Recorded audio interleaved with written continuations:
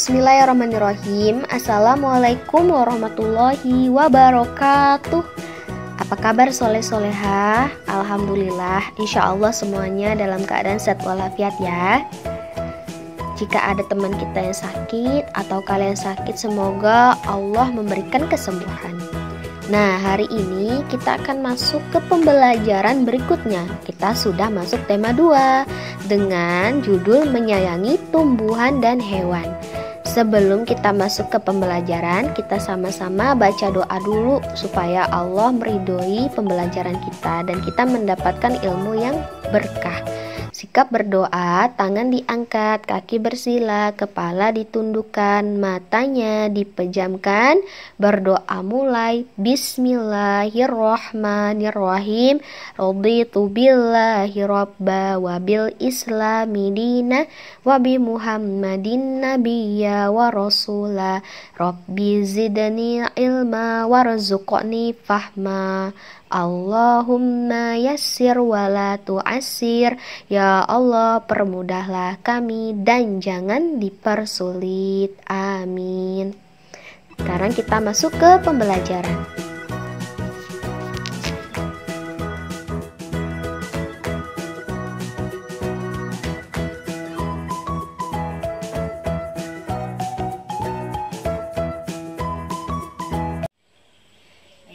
Sekarang Ustazah akan menceritakan cerita dongeng tentang kisah pohon apel dan rumput gajah.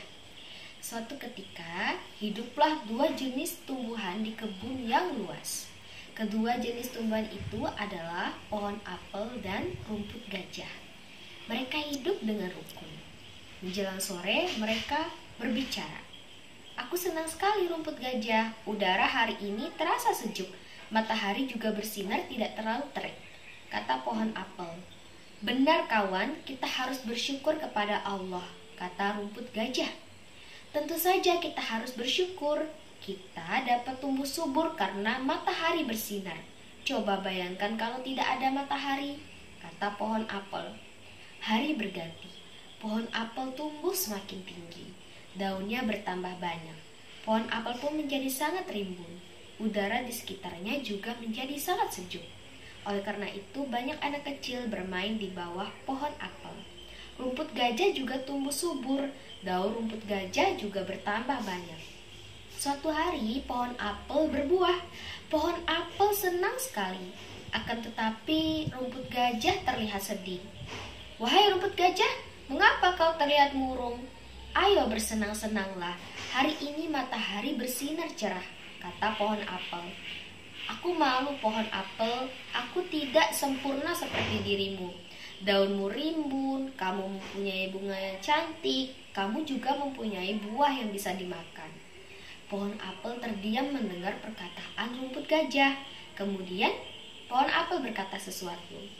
Wahai rumput gajah, janganlah engkau bersedih, kita pasti memiliki kelebihan masing-masing.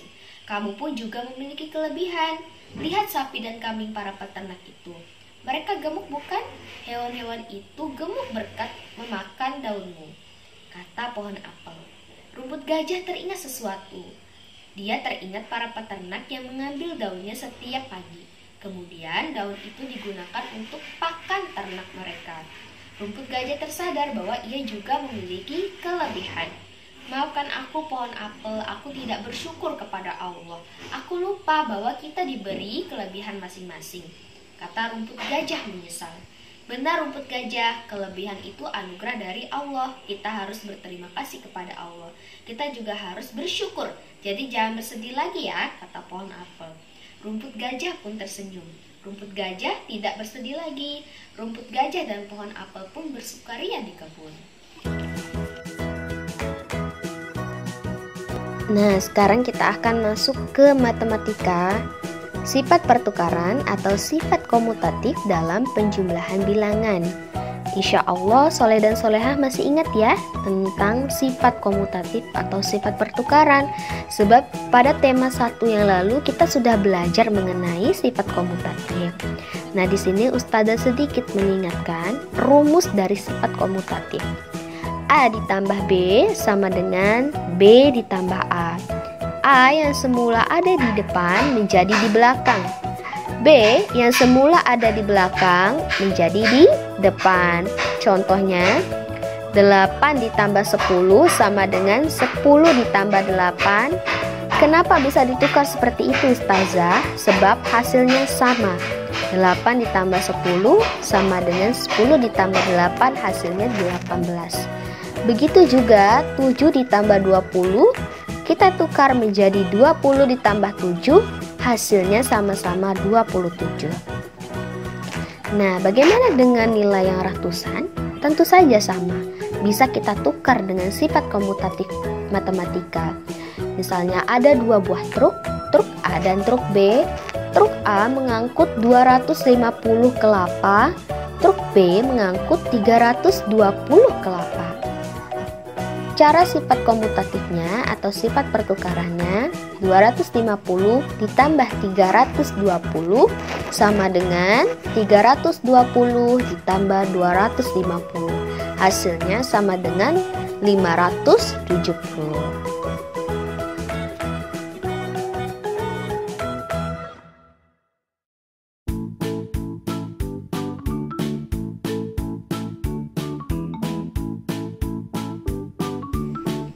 Nah, sekarang kita akan mengidentifikasi isi dongeng.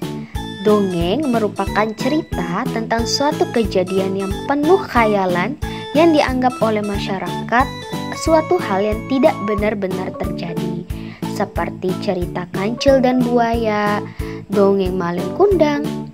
Dongeng memiliki pesan atau amanat yang terkandung. Amanat adalah pesan-pesan yang baik. Seperti cerita yang Ustazah bacakan tadi, cerita pohon apel dan rumput gajah. Cerita pohon apel dan rumput gajah memiliki amanat. Yang pertama, kita harus selalu hidup rukun. Yang kedua, kita harus bersyukur kepada Allah. Dan yang ketiga, kita harus menghibur teman yang sedih. Coba kalau kalian ingat atau pernah mendengar tentang cerita dongeng malin kundang. Siapa yang sudah pernah mendengar cerita dongeng malin kundang? Kira-kira apa ya amanat atau pesannya? Ya, amanat atau pesan dari dongeng malin kundang adalah kita harus berbakti selalu kepada orang tua kita, terutama ibu, sepanjang umur kita.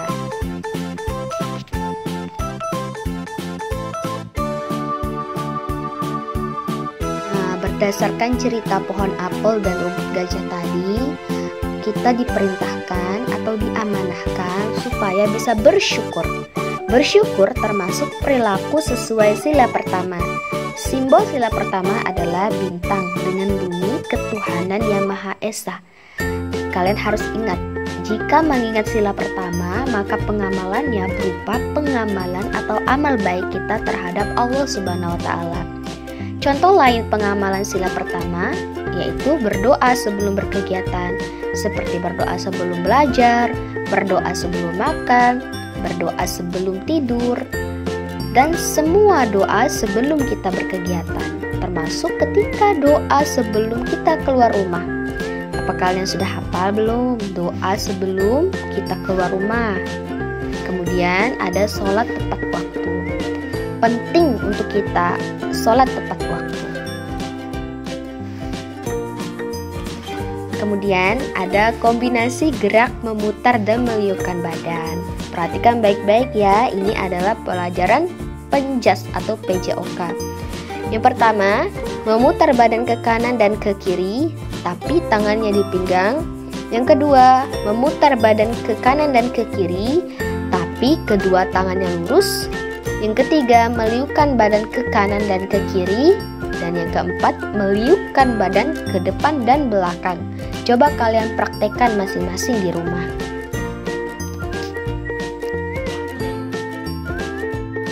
Baik, Ustazah sekarang akan menjelaskan tentang pola irama. Perhatikan baik-baik lagu Menanam Jagung.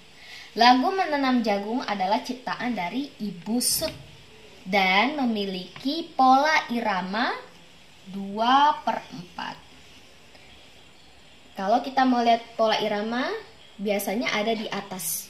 Nih, 2/4. Artinya 2/4 yaitu setiap birama ada 2 ketukan. Yang mana birama? Birama adalah antara garis pertama dengan garis kedua. Ini adalah birama pertama. Garis ini, garis kedua sampai garis ketiga adalah birama kedua. Garis-garis ketiga dan garis sampai garis keempat ini adalah birama ketiga. Garis keempat sampai garis terakhir adalah birama keempat. Nah, perhatikan, setiap birama ini baik dari birama 1 sampai birama 4 memiliki 2 ketukan. Kita hitung sama-sama ya. 1, 2.